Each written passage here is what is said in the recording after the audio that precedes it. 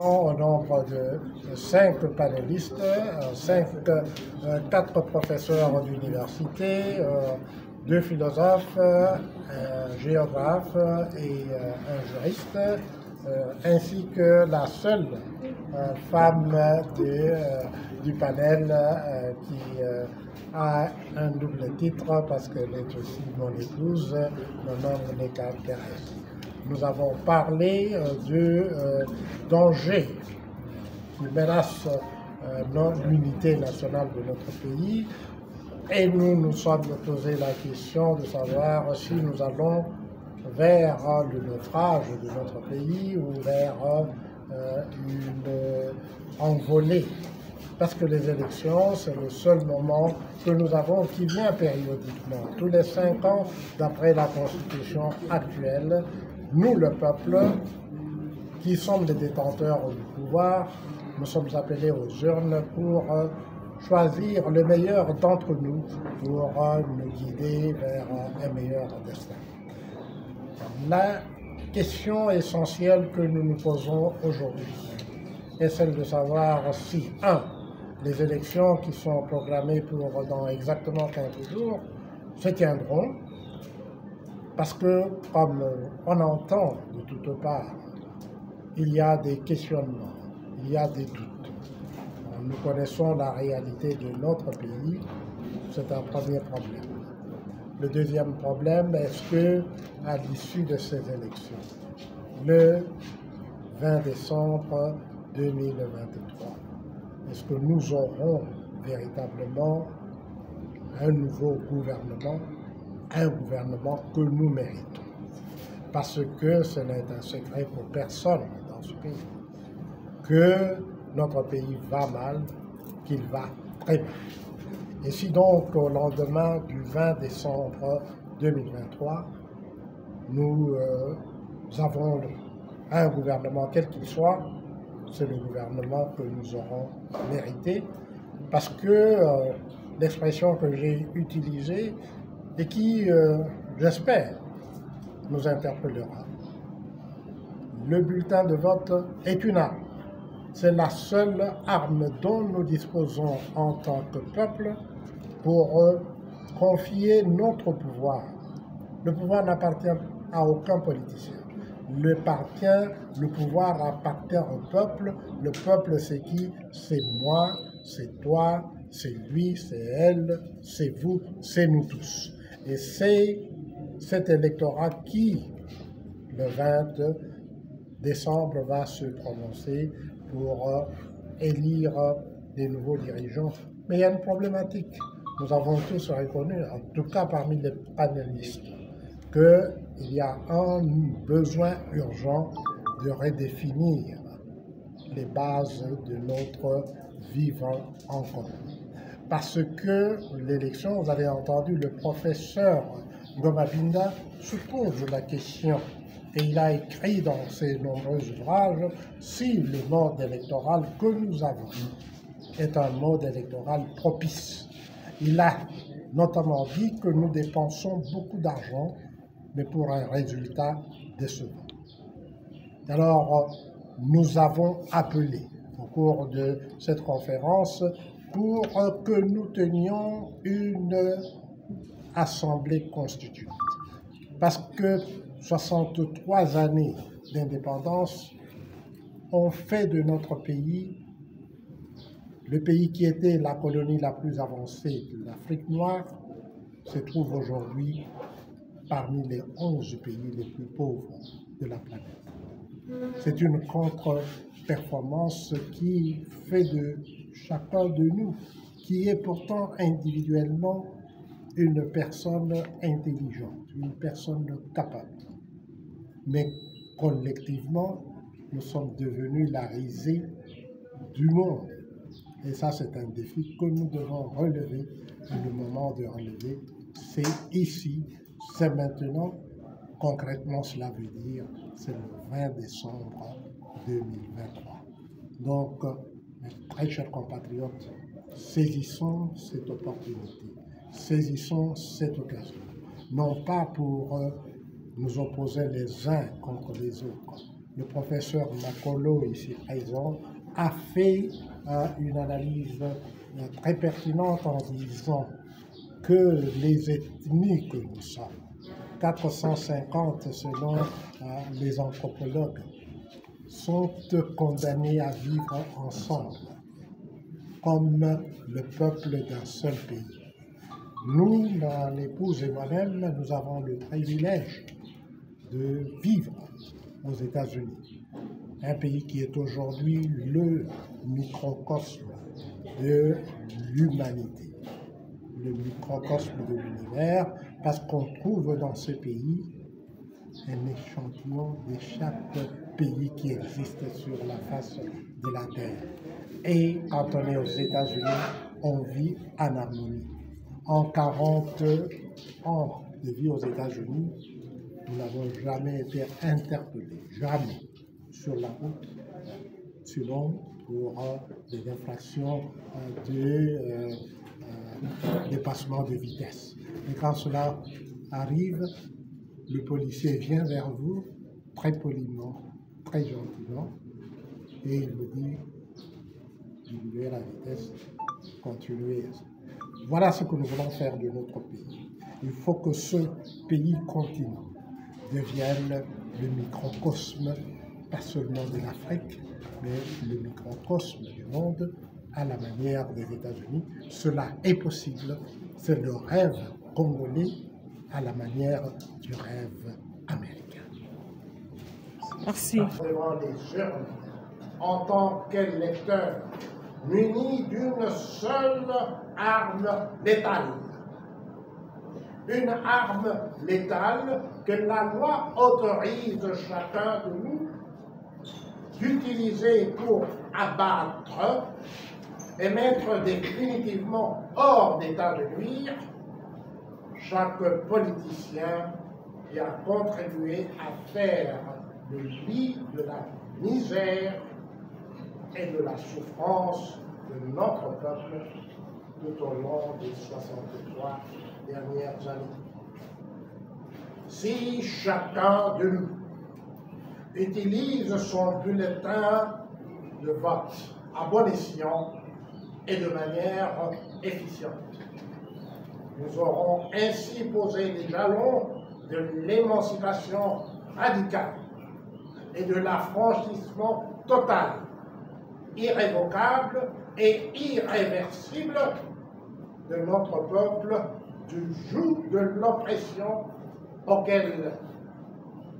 l'oppression à laquelle nous sommes subjugués par les politiciens qui nous gouvernent depuis la fin de la colonisation formelle de notre pays le 30 juin 1960. Le thème de la présente conférence est très clair. Unité nationale menacée ou naufrage annoncé. Examinons tour à tour le contenu que j'imprime à ce numéro. Quels sont les dangers qui menacent l'indépendance de notre pays, son intégrité territoriale et notre cohésion nationale? La fuite du dictateur Mobutu le 16 mai 1997 était censée avoir sonné le glas de l'oppression de notre peuple par des politiciens cupides, véreux et sans foi ni loi, qui étaient totalement assujettis à exécuter servilement la volonté unilatérale de Mobutu pour lui permettre d'assouvir la soif d'argent et de pouvoir qui était le seul leitmotiv de sa pérennisation au pouvoir. Il convient de noter que la deuxième guerre civile qui fut enclenchée le 2 août 1998 et qui se poursuit encore effectivement à ce jour avec virulence dans la partie orientale de notre pays démontre à suffisance que l'unité nationale de notre pays continue d'être effectivement menacée. Dans son préambule, la Constitution de la Troisième République, qui fut adoptée par référendum le 18 février 2006, déclare ceci. Nous, peuple congolais, animés par notre volonté commune de bâtir au cœur de l'Afrique un État de droit et une nation puissante et prospère, fondée sur une véritable démocratie politique, économique, sociale et culturelle, considérant que l'injustice, avec ses corollaires, l'impunité, le népotisme, le régionalisme, le tribalisme, le clanisme et le clientélisme, par leurs multiples vicissitudes, sont à l'origine de l'inversion générale des valeurs et de la ruine du pays.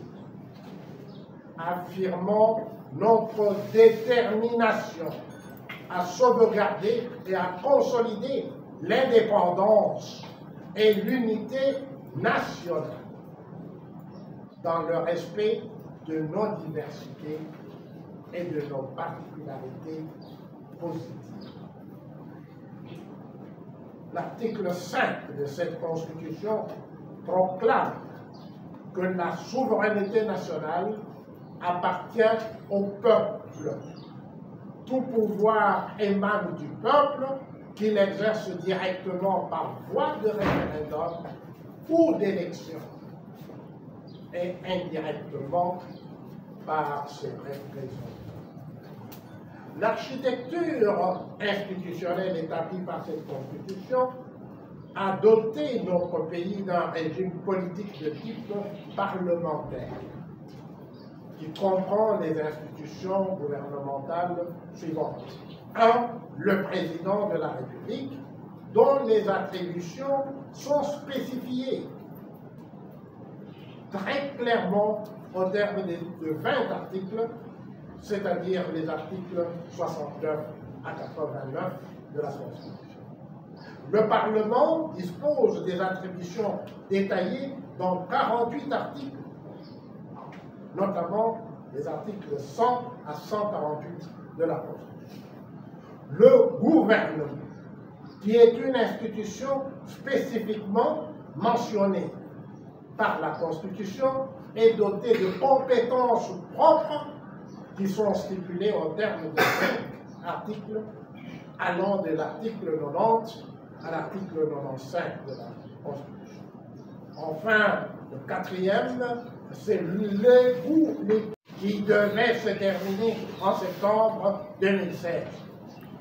Les agents de l'ancien chef de l'État s'ingénièrent à produire un Parlement dont la loyauté devait demeurer acquise à cet ancien chef de l'État au-delà de la durée de son mandat présidentiel.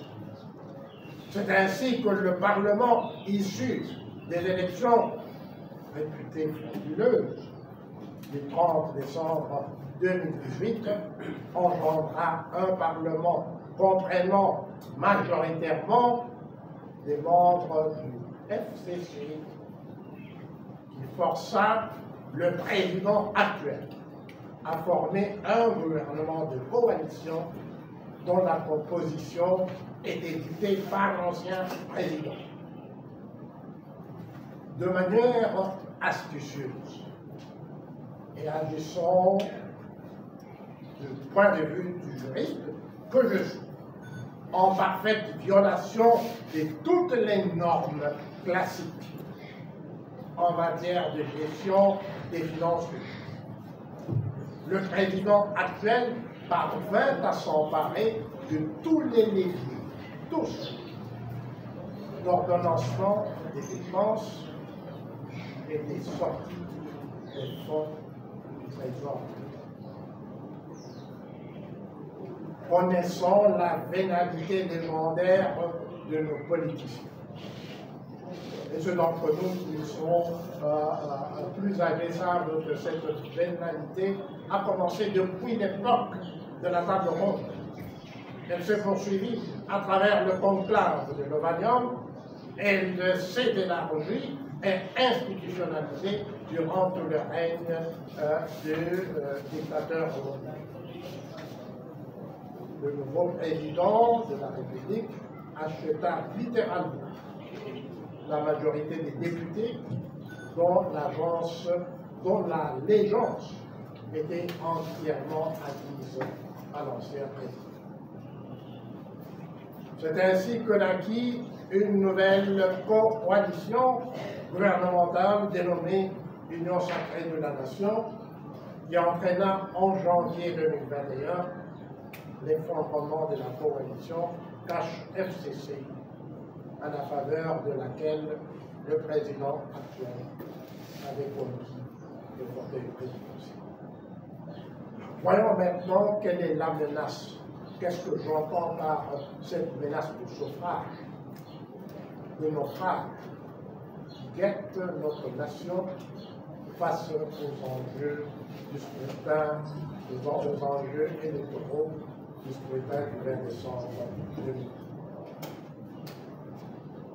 Pour les besoins de notre propos, je retiens ici cette définition que les dictionnaires de la langue française donnent, parmi tant d'autres, pour le mot naufrage. Il s'agit d'un désastre, un effondrement d'un système de valeurs. L'Afrique tout entière, ainsi que le monde, regarde notre pays avec pitié et avec une commisération empreinte de mépris et de risée face à la régression phénoménale dans laquelle tous les politiciens, tous, sans aucune exception, ont dirigé à la régression dans laquelle tous les politiciens qui ont dirigé notre pays depuis le 1er juillet 1960 jusqu'à ce jour n'ont cessé de plonger dans le pays. À 15 jours de la date du 20 décembre 2023, des nuages annonciateurs d'une tornade qui pourra secouer violemment notre pays et y causer des dommages innommables, ne cessent de s'amonceler dans la stratosphère congolaise. Lorsque nous observons de manière non partisane le déroulement de la campagne électorale qui entre maintenant dans sa 3e semaine, nous ne pouvons nous empêcher de relever des faits vivants qui sont bien et clairement palpables. 1. L'argent absolument mal acquis, au détriment absolu de notre peuple, est dépensé de manière ostentatoire pour jeter en pâture des masses paupérisées de nos compatriotes dans les rues afin qu'ils chantent les louanges des politiciens qui abreuvent ces masses de promesses chimériques et factices que nul parmi eux ne pourra jamais concrétiser. 2. Des ententes conduites secrètement entre candidats présidentiels pour se désister au profit de tel ou de tel autre concurrent, moyennant des assurances de jouir d'un poste juteux dans leur gouvernement, démontre clairement à quel point la souveraineté du peuple est totalement bafouée par les politiciens dont la seule aspiration est de servir leurs intérêts personnels au lieu de servir le peuple. 3.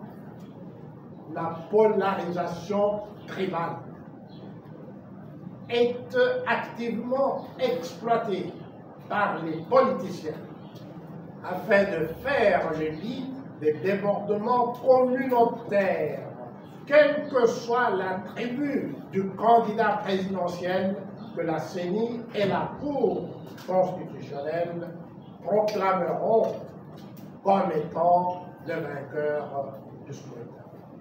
Il suffit de penser à ce qui s'est passé à Malem-Koulou, à ce qui risque de se passer à Kasumbalesa, à ce qui se passe dans le Kwango et le Tembe, à ce qui se passe dans le Maï-Dombe, et à ce qui s'est passé l'élection passée, notamment au Kasaï, avec le phénomène dit de Kamwenansa. Enfin, 4.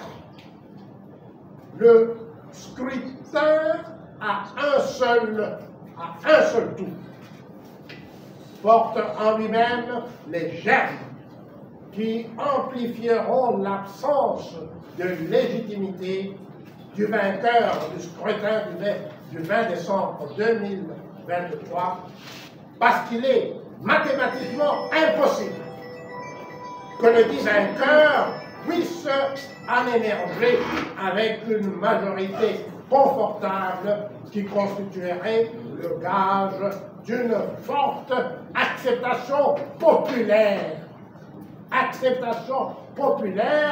de sa victoire. Face à tous les risques épinglés ci-dessus, notre devoir patriotique nous pousse à offrir les recommandations ci-après à notre 1. Déclarons craintes qui prévalent effectivement à l'heure actuelle, à 2 semaines de l'élection, à travers l'ensemble de notre territoire national, va ternir les élections qui sont projetées à la date du 20 décembre 2023 et constitue d'ores et déjà une gageure qui risque de plonger notre pays dans un gouffre dont nous aurons beaucoup de peine à nous extraire. 2. Émancipons-nous du joug auquel les politiciens nous ont subjugués depuis 1960 en exigeant la convocation d'une assemblée constituante qui permettra à notre peuple de redéfinir les bases fondamentales de notre vie commune à travers l'adoption d'une nouvelle constitution. 3. Exhortons tous nos leaders sociopolitiques et religieux à assumer courageusement leurs responsabilités pour trouver un consensus, pour générer un consensus basé sur l'intérêt supérieur de notre peuple plutôt que sur la poursuite des intérêts individuels de tous ceux qui n'ont plus aucune légitimité pour continuer à utiliser des astuces politiques et des artifices juridiques susceptibles de leur permettre de s'approcher au pouvoir en accroissant la misère et la souffrance de notre pays. Enfin, gardons constamment et vivement dans notre esprit que si nous refusons d'agir en tant que peuple pour décanter l'imbroglio dans lequel notre pays s'achemine à vive allure d'ici le 20 décembre 2023, notre pays n'échappera pas au sort que d'autres pays sur notre continent ont expérimenté avant nous, à savoir notamment le Burkina Faso, la Côte d'Ivoire, l'Égypte, le Gabon, la Guinée, la Libye, le Mali, le Tchad, la Tunisie et enfin le Zimbabwe. L'heure est éminemment grave. Agissons donc en patriotes, tant qu'il est encore temps de le faire. Nous mériterons ainsi l'appréciation et la gratitude éternelle de notre postérité. Je vous remercie. Merci beaucoup, cher. On va dire qu'est-ce qui est bon pour nous. Et travailler pour que ce qui est bon pour nous puisse nous aider à avancer. Moi, je ne crois pas que c'est parce que j'ai une bonne expérience dans l'étude des élections. Et je sais de quoi je parle.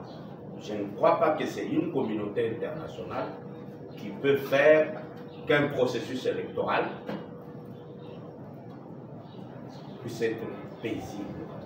Sinon, on aurait connu, depuis 2006, des processus électoraux qui réussissent, notamment celui de 2006, qui a été entièrement pris en charge par la communauté internationale. C'est ce qui s'est passé par la suite.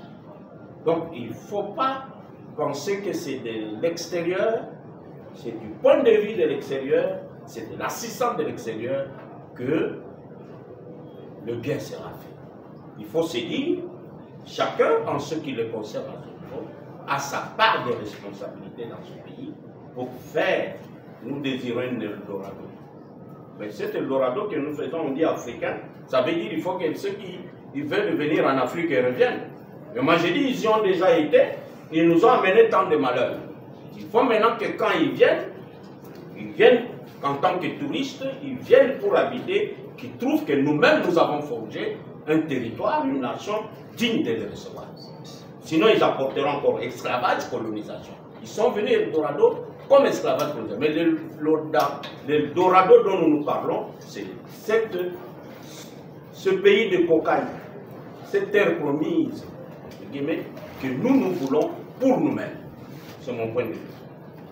Unité, menacée, naufrage annoncé, vous proposez quelle piste pour parler de la paix à l'est de la République démocratique du Congo? Parce que nous craignons, c'est la plus grande contrainte de ces élections, entre autres, c'est la guerre à l'est de la RDC. Non. La guerre à l'est de la RDC a amené à une situation où il n'y a pas eu d'enrôlement dans deux territoires. Il y a eu de l'enrôlement.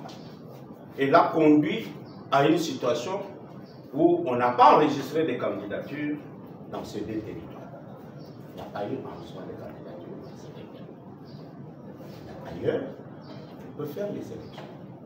C'est le rôle de l'armée nationale de défendre les territoires pour bouter hors du pays ceux qui sèment la désolation, le désordre dans ces deux territoires qui sont Massissi et Rutshuru. Peut-être une partie le dira. En termes d'élection, c'est ça la réponse que je pourrais donner. Voilà, merci beaucoup, professeur. Professeur Mboma, à vous la parole.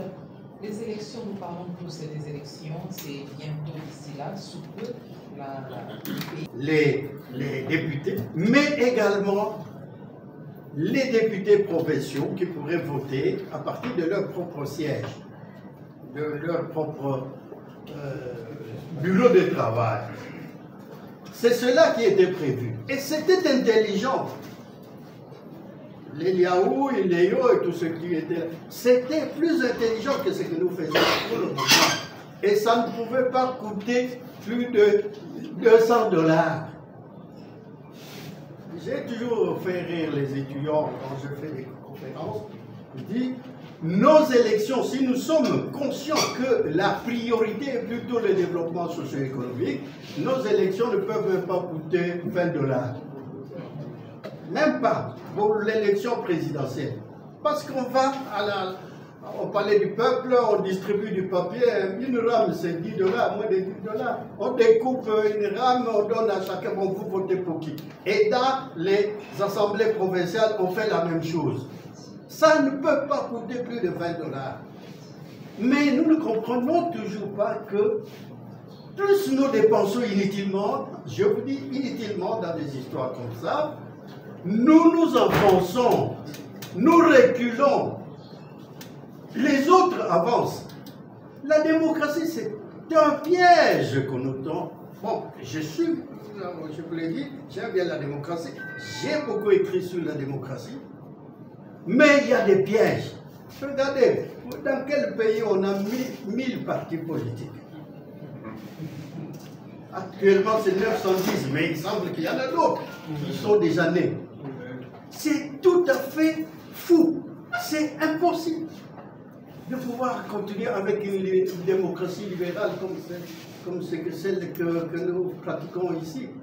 Donc, au total, madame, je préconise toujours ces modes d'élection que j'appelle ascendant, système indirect ascendant consensus, c'est-à-dire montant. Et un élément que j'ai toujours ajouté, c'est que nous devrions pouvoir peut-être même faire une rotation dans l'élection du président de la République. J'ai préconisé ça depuis longtemps avec un ami qui est mort, un collègue, professeur Tchamaleng Antoumba, mon maître. Nous nous sommes dit, mais le pays peut être virtuellement divisé en 4 et chaque parti, pendant 5 ans, c'est cette partie du pays qui donnerait le président, ou même 10 ans. Et cette partie, j'appelle ça zone de présidence. Cette zone de présidence présente, élit un candidat qui sera, peut-être 2-3 candidats qui seront élus, finalement, l'un d'eux sera élu par le Parlement.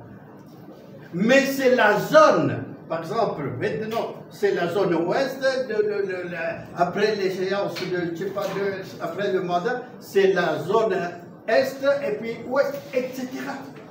Lorsqu'on fait une élection comme ça, il y aura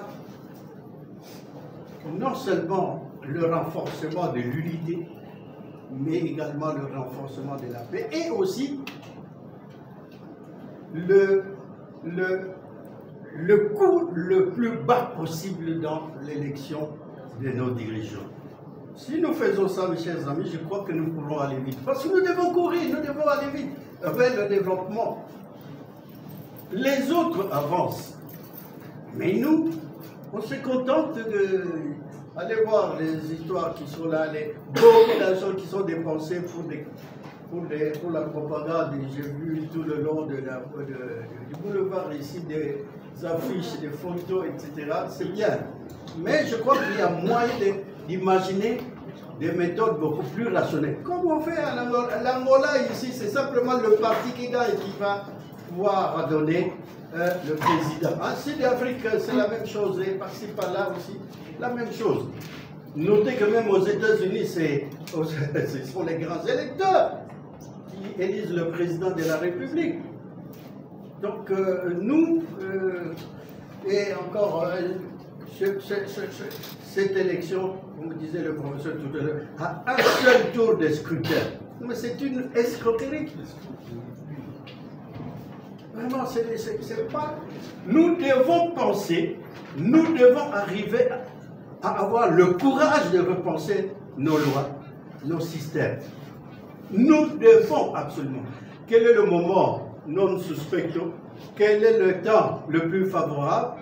Mais je pense que maintenant, juste après les élections, les intellectuels doivent se réunir, parce que les politiciens, eux, ils ont une autre rationalité. Mais les intellectuels doivent faire des propositions pour que, effectivement, ce pays puisse aller le plus rapidement possible comme les autres pays. Le Kenya avance, la Tanzanie avance, tous les autres pays avancent. Mais nous n'avançons pas suffisamment. Et c'est grave. Voilà personnellement comment je vois madame, les élections, comment on peut les faire?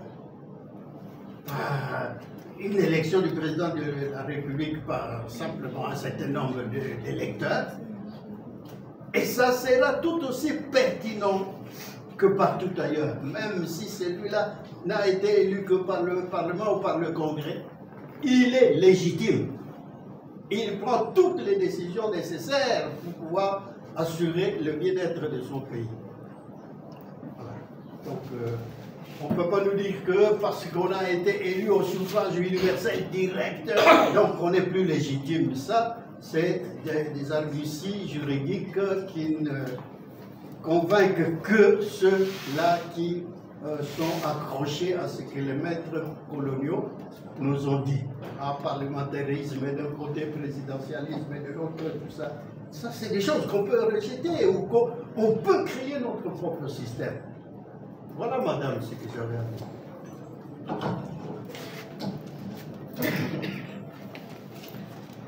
De prendre les décisions qui s'imposent pour négocier convenablement les virages à prendre qui tiennent compte de l'évolution de notre société. Quand je parle de virage, sur le plan politique, je peux regarder les années 60. L'année 60, même l'année de l'indépendance. Ça a été le premier virage que nous avons négocié. Et ce virage avait fait l'objet de questionnements à gauche comme à droite. Les uns disaient, nous voulons l'indépendance immédiatement, une indépendance immédiate. Les autres disons, prenons quand même le temps de nous préparer, car c'est une chose sérieuse que devenir indépendant et se prendre en main. C'est un virage qu'il fallait prendre. Comment l'avions-nous négocié? Voilà une question qui nous amène toujours, quand on parle d'anticipation, il y a trois moments importants. Il y a le passé, il y a le présent et il y a l'avenir. L'avenir ne s'invente pas. Alors, la façon dont nous avons négocié le passé de l'indépendance, il y a à boire, à manger là-dedans, on sait tout ce qu'on a dit, nous sommes quand même heureux d'être indépendants, même si aujourd'hui nous nous disons que cette indépendance est fortement menacée. Mais cette indépendance, nous l'avons eue. Mais nous étions une société, une nation multitribale, multi-ethnique, comme nous le sommes encore aujourd'hui. Si les sociétés, les ethnies restent enfermées entre elles, et en ce moment-là, la plupart des ethnies étaient enfermées entre elles, le problème se posait déjà à ce moment-là avec acuité. Vous n'avez qu'à voir les problèmes qu'il y a eu, pour prendre le cas du Kassai, entre le Loua et les Louba. Au départ, ce sont des frères. Mais petit à petit, les uns commencent à regarder les autres par-dessus l'épaule. Ils sont tous d'accord pour l'indépendance à long terme, entrant pratiquement dans la vision du Belge Van Bissen. Plus ou moins dans cette vision-là. Il faut une préparation. Mais avec le passage de Mumba, de Ngaloula et de Diomi, je crois, à Accra, ils changent du tout au tout, tous disent l'indépendance immédiate. Ok, cette indépendance avec les événements que vous connaissez, on l'a eu. Et le Premier ministre fera, le roi Baudouin fera un discours où il relève deux points importants. C'est d'abord le problème ethnique. Il dit, ce sont des choses qu'il faudra prendre au sérieux et qu'il faudra contribuer à faire évoluer. La deuxième chose, c'est la richesse de ce pays. Ça attirera des convoitises. Il faudra ouvrir l'œil et le bon. Quand on relit le discours de Kwampolon, on s'est dit, mais c'était un visionnaire.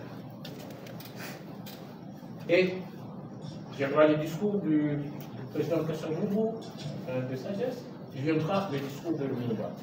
Le discours de Lumumba contient une feuille de route magnifique, qui n'aura pas l'occasion d'accomplir, de réaliser, pour la simple raison que la première partie de son discours était un crime de lèse-majesté. Il ne faut pas faire un film. Ce n'était pas nécessaire, toute cette partie-là n'était pas absolument nécessaire ces jours-là et à cet endroit, en présence de toi. Et vous savez ça que ça nous a coûté.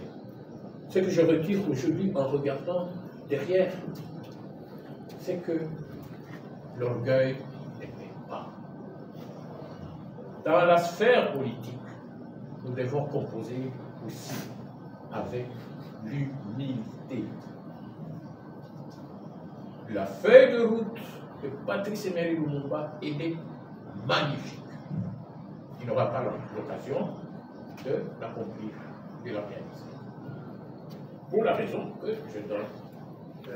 Alors, on nous dit, attention, les richesses du pays attireront des convoitises. De l'intérieur, vous devez ouvrir l'œil et le bon. Cet incident, qu'est-ce qui va nous amener? 11 jours, je crois, après, quelques jours après l'indépendance, c'est l'État, pas l'État autonome, c'est l'indépendance du Katanga. Et dans cette indépendance du Katanga, il y a quoi? Il y a qui? Les Belges, comme on le sait aujourd'hui. Ce n'est pas un secret. Et il y a un ancien ministre qui est décédé aujourd'hui, Sampassa, le continent du Tchad. Il a écrit un livre que je considère comme un testament. Il s'interroge, se pose des questions sur ce que l'on a gagné avec l'indépendance du Katanga. Donc, nous sommes une nation multi-ethnique. Lorsque nous restons enfermés à l'intérieur de nos ethnies, l'intérêt, l'unité peut être menacée, le naufrage peut être annoncé, mais si ces ethnies s'ouvrent les unes à l'égard des autres, si ces ethnies communiquent, elles vont découvrir qu'elles ont des richesses qu'elles peuvent partager. Elles peuvent découvrir les sentiments d'appartenance à un même pays. Je pense que par rapport à cela, il y a des progrès qui ont été réalisés dans ce pays qu'il faut reconnaître. Les ethnies se sont ouvertes les unes à l'égard des autres. Et ces ethnies ont découvert des richesses. Sur le plan culturel, sur le plan humain, je ne fais pas intervenir la religion à ce niveau-ci, parce que la religion chrétienne a aussi sa part, qui est une part importante, dans la reconnaissance mutuelle des ethnies qui constituent notre pays.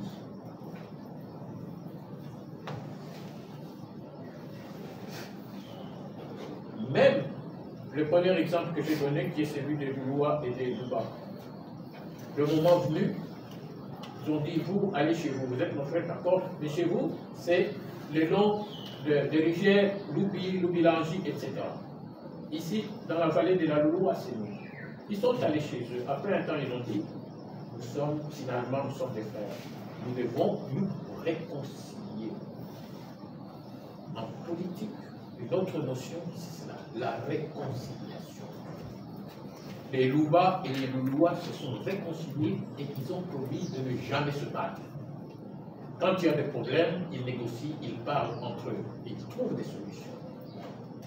C'est ce qui fait aujourd'hui la grandeur du Grand Kassai. Moi, je dis même que ils ont négocié, je pense, 5 fois, c'est la 6e fois ou la 7e fois que ça arrive en Tenda. Mais ce lieu doit devenir un lieu de mémoire. On semble l'oublier. Ça doit aussi devenir un lieu touristique. Un lieu qui doit rappeler des peuples, des frères qui se sont entretués, qui ont pris conscience de leur fraternité, de leur unité, qui ont dit plus jamais ça. La même situation, on l'a connue autrement au Kataga, avec le ministre de l'époque qu'on appelait Kifakiyo. Il fallait nettoyer surtout les ressortissants du Kassai pour qu'ils ne règnent pas sur le Katanga. Ils sont partis, quelques-uns sont partis, d'autres sont restés, mais un peu en retrait, en laissant les premières places aux originaires. Mais même alors, là aussi les ethnies se sont ouvertes les unes à l'égard des autres. Même si aujourd'hui on a fait allusion à Malemba-Nkulu et à Kasumbalesa et même à Kamina ces derniers temps, du moment que les peuples, les ethnies se reconnaissent mutuellement comme appartenant à une même nation, les agitations qui sont annoncées dans le titre global de cette rencontre sont des agitations qui sont tout à fait pensables et seront des agitations ponctuelles. Surtout si, dans une nation multiethnique, il y a des institutions fortes. L'armée, on y a fait allusion, nous reviendrons encore là-dessus, la police, pour garantir la paix. Dans une nation multiethnique, il est facile de manipuler les ethnies. Les leaders de ces ethnies peuvent se dire qu'il est facile de les manipuler. Mais encore une fois, si ces ethnies se sont ouvertes les unes à l'égard des autres, les manipulations ne seront pas aussi faciles qu'avant l'indépendance. Parce qu'il y a entre-temps dans notre pays une masse critique. Puisqu'il y a dans notre pays, même si ça n'a pas atteint le niveau qu'il faut, nous avons une évolution politique et une maturité politique avec laquelle il faut compter. Avec cette maturité politique, je relativise l'inquiétude, je relativise le naufrage. Je ne pense pas que nous puissions tomber dans ce piège. Parce que de part et d'autre, il y a ce mûrissement intérieur. Il est progressif. Je voudrais donner ici un exemple. Je parle du président Mobutu. On connaît toute la situation des années 65, 60, 65. Le président Mobutu vient, il est applaudi, il réussit un certain nombre de choses. Notamment le renforcement de l'ouverture des ethnies par rapport les unes aux autres, avec le système de responsables de l'administration et même des gouverneurs qui ne devaient pas diriger forcément leur province d'origine, qui devaient circuler. Ils ont été acceptés partout où ils sont passés. Certains ont très bien travaillé, ils ont contribué à ce que j'appelle l'ouverture, la communication entre les ethnies. Ça a contribué beaucoup au sentiment d'appartenance à une même nation. Si aujourd'hui on dit la balkanisation a échoué, c'est aussi à cause de ce sentiment d'appartenance à une même nation qui a évolué et qui s'est consolidé. Vers la fin du règne de Mobutu, il donne le statut social et civil, etc. Donc c'est tout simplement pour vous dire que l'être humain a plusieurs dimensions et facettes qui sont visibles et invisibles. Je voudrais vous dire aussi que nous naissons tous bons, mais parfois c'est la société qui fait que nous avons pris telle ou telle autre direction. En ce qui me concerne personnellement, c'est depuis plus de 40 ans que je vis à l'extérieur. J'ai quitté ce pays quand j'en avais 20 ans. Et je tiens aujourd'hui à rendre hommage à mes parents parce qu'ils sont les acteurs de ce que je suis devenu aujourd'hui.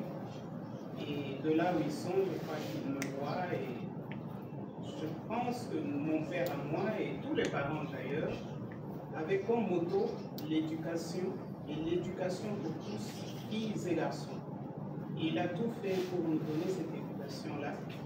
Ma mère, de la même façon, elle ne parlait pas français, mais bon, chaque fois qu'il fallait se dérober pour ne pas faire la vaisselle, il suffisait que je lui dise que bon, j'ai beaucoup de devoirs et puis bon, j'avais ma tête.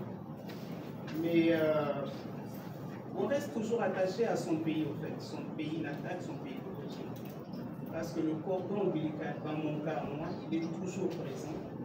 Et j'ai toujours eu beaucoup d'occasions de revenir ici. Et à chaque fois que je revenais, quand je rentrais là où j'étais pour les vacances, je me sentais un peu plus regaillardi parce que je me dis, je suis allé me ressourcer auprès des miens, auprès de mon pays. Et la relation que j'ai avec ce pays qui m'a vu naître, malgré l'éloignement, moi je sens toujours la proximité avec cette terre natale qui est la mienne et qui est la nôtre. Ça peut paraître contradictoire, éloignement, proximité, mais bon, c'est quelque chose de réel pour nous. Je crois aussi que le fait d'avoir vécu longtemps à l'extérieur m'a beaucoup enrichi. Et a fait de moi aussi la personne que je suis, parce que mon pays d'adoption, les États-Unis d'Amérique, que j'aime beaucoup, m'a aussi donné, j'ai aussi contribué à ce pays-là. Tous mes enfants sont, quelques-uns sont nés là-bas, mais ils ont tous grandi là-bas. Et c'est un peu ça. Et je crois personnellement aussi que notre humanité est façonnée par plusieurs facteurs. Ce sont les lieux qu'on fréquente, ce sont les milieux, ce sont les pays dans lesquels on vit, les pays dans lesquels on a vécu. Et tout ça fait que ça donne à l'être humain un plus ou, à mon avis, je vais dire, d'une couverture qu'il enrobe dans plusieurs choses. J'ai eu aussi, pour la petite histoire, voyagé. Et à voyager beaucoup sur presque tous les continents. Et chaque fois que moi je voyageais, j'ai toujours eu à regarder, à voir, à comparer. Mais malheureusement, chaque fois que je me pose sur les questions, je dis, on a un si beau pays, le pays qui a le plus de richesses au monde, mais comme nous sommes chez nous, ça ne se voit pas, ça n'apparaît pas, qu'est-ce qu'il y a, comment faire. Et je me dis, bon, on peut bénéficier de ce qu'on a appris pour aussi redonner aux autres. Et surtout le bon, hein, je ne viens pas, moi personnellement, parce que c'est de moi qu'il s'agit, il faut amener quelque chose qui fait grandir. Il faut amener une petite lumière de cette lumière-là que nous avons reçue, de façon générale, pour que l'autre soit aussi illuminé, que l'autre soit aussi éclairé. Bon, je crois que les philosophes seront avec moi dans ce domaine-là. Je n'ai pas fait la philosophie, que j'aime beaucoup d'ailleurs.